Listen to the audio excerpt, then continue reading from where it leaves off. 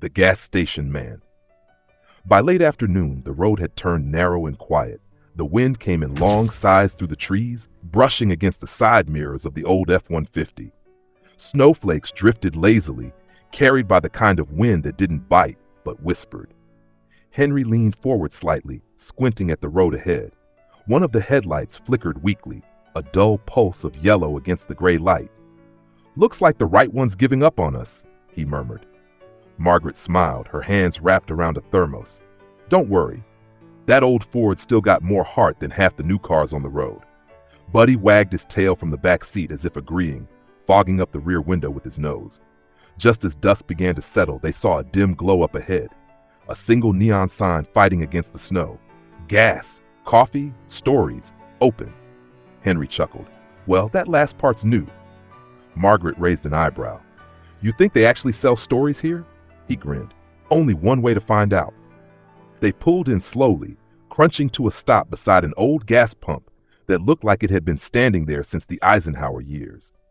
A bell jingled somewhere as Henry stepped out, boots sinking into a thin crust of snow. Inside, the station smelled of kerosene, pine, and old books. Behind the counter stood a man with silver hair and skin bronzed by decades of northern wind. He wore a thick wool sweater and smiled the kind of smile that didn't come from politeness, but from kindness. "Evening," Henry said. "Think we've got a light out." The man nodded slowly. "Right headlight, yes, I saw it coming up the road. Looked like a tired eye." Henry chuckled. "Guess that's one way to put it." "Name's Ituk," the man said, extending a firm, weathered hand. "You folks from down south?" "Colorado," Margaret replied. "Been on the road a while." Ituk's eyes softened. "Then you've already learned, up here, the road teaches before it welcomes." Without another word, he pulled on a thick jacket and motioned for Henry to follow. Outside, the air smelled of snow and oil. Ituk opened an old wooden toolbox beside the pump and got to work under the hood. His movements were steady, almost rhythmic, like someone performing a ritual more than a repair. Margaret watched from the doorway, sipping coffee from a paper cup. "Do you fix a lot of travelers' lights?" she asked. Ituk smiled faintly, not looking up. "Sometimes the road breaks what it wants to show. My job's just to help people see again." He tightened a screw, straightened up, and tapped the headlight once. It flared to life, a clean, steady beam cutting through the dusk. Henry reached for his wallet.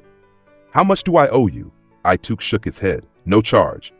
Henry frowned. "Come on, at least let me." The man raised a hand gently. "You brought light. Up here, that's worth more than money." For a moment, none of them spoke. The only sound was the quiet hum of the wind through the pines. Inside the small station, Ituk poured them both steaming mugs of coffee. The interior looked more like a small cabin than a business, walls lined with maps, old photos, and carved wooden charms. Margaret's eyes caught on one of the maps tacked above the counter. "Are these all the roads you've traveled?" Ituk smiled and shook his head. "No, those are the roads I haven't." Henry looked closer. The map was dotted with red pins that spread across Alaska and beyond, trailing into the unknown. "Then why mark them?" he asked. "So I don't forget," Ituk said quietly. "It's easy to forget what you still dream of when you stop moving." He reached into his pocket and pulled out a small photograph. It was faded, a woman smiling under a bright summer sky, holding a bouquet of wildflowers. "My wife," he said softly. "She passed 20 years ago. But every morning, when the sun rises over those hills," he pointed toward the window, "I see her there. The light moves the same way it did the day she left." Margaret placed her hand over his. "You must have loved her very much." Ituk nodded. "Still do. Love doesn't end, it just travels like the wind between mountains." The coffee pot hissed softly. For a while, they just sat in that small pool of golden light, the world outside fading into snow and silence. Buddy wandered in, shook off the snow, and rested his head on Ituk's knee. The man smiled and scratched behind his ears. "He knows peace when he finds it," Ituk said. Henry looked around one more time, at the maps, the photos, the small carvings of ravens and bears on the shelf. "This place," he said, "feels like it's keeping watch." Ituk smiled gently. "That's what the North does. It keeps watch, even when no one's looking." When it was time to leave, Henry offered his hand again. "Thank you, Ituk, for the light and for the stories." The man nodded. "The road will remember you. Just keep your eyes open. It likes to show signs to the ones who listen." As they drove away, Margaret glanced in the side mirror. Through the falling snow, she could still see Ituk standing under the neon sign, its letters flickering between gas and AS, as if the light itself couldn't decide whether it was just a station or something sacred. Henry adjusted the rearview mirror and whispered, almost to himself, "He fixed more than a headlight, didn't he?" Margaret smiled softly. "Maybe we all need someone to remind us to see." The road stretched on, silver and quiet, winding through the white wilderness. Ahead, the sky began to blush with the faint glow of northern light, like a promise written across the horizon. The cabin in the storm. The snow began as a whisper, soft, almost shy. Then, within an hour, it became a wall. By dusk, the Alaskan highway had disappeared beneath a wild curtain of white. Henry gripped the steering wheel tighter, leaning forward, squinting through the windshield. The wipers fought the storm, but the flakes came faster, thicker, like someone was shaking the heavens. Even the steady hum of the old Ford F-150 seemed smaller now, swallowed by the wind. Margaret looked at him, concern in her eyes. "Henry," she said quietly, "we can't see a thing. Maybe we should stop?" He hesitated, then nodded. "There used to be a service road back there," he said, slowing down. "Let's see if it still remembers the way." They turned off the main road, the tires crunching through deepening drifts, and after a few tense minutes, the faint outline of an old cabin emerged through the snow. It leaned slightly to one side, the roof sagging under years of storms, yet still standing. Henry exhaled. "Well, looks like the North left the light on for us." He pulled the truck close to the cabin, headlights sweeping across weathered logs and an old metal chimney poking through the roof. Buddy barked softly, tail wagging, as if sensing shelter before they did. Inside, the air was cold and dry, carrying the faint scent of ash and time. Dust hung in the air like mist. The walls were dark with age, the floor creaked under their boots. In one corner stood a cast-iron stove, its belly blackened from long-forgotten fires. Nearby, an old kerosene lamp sat on a wooden table beside a half-empty bottle of whiskey and a deck of cards frozen mid-game. Henry knelt by the stove. "Looks like she's still got some life left." He found a few logs stacked against the wall, dry enough to burn, and soon the sound of crackling fire filled the silence. Margaret brushed dust from a chair and sat down, watching as the orange glow began to push back the shadows. For a moment, neither of them spoke. Only the wind outside roared and sighed, testing the windows, then giving up.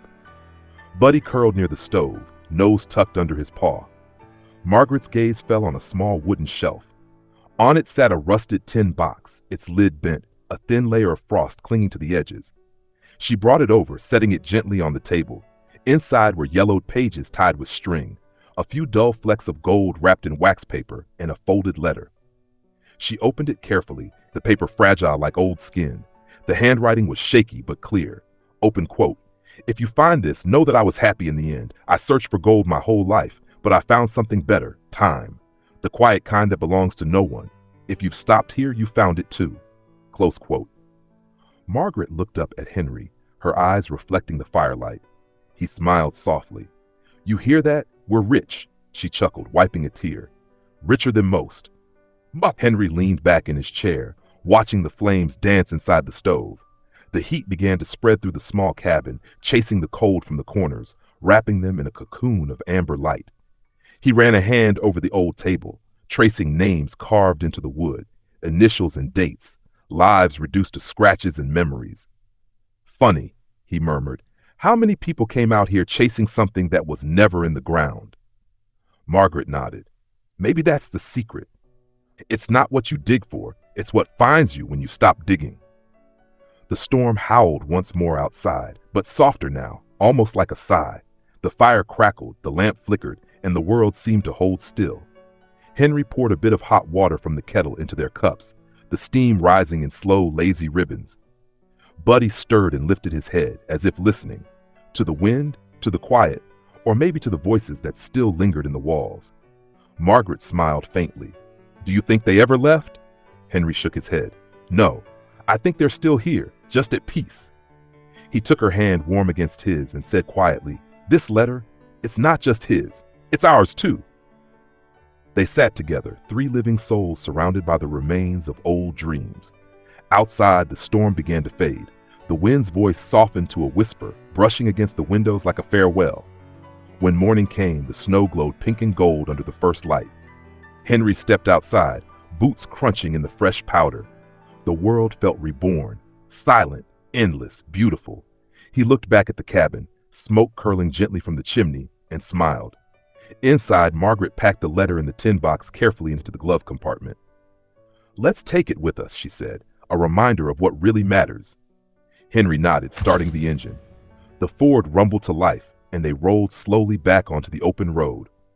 A road that seemed to stretch beyond time itself. In the rearview mirror, the cabin stood small against the white horizon, a spark of gold in a world of snow.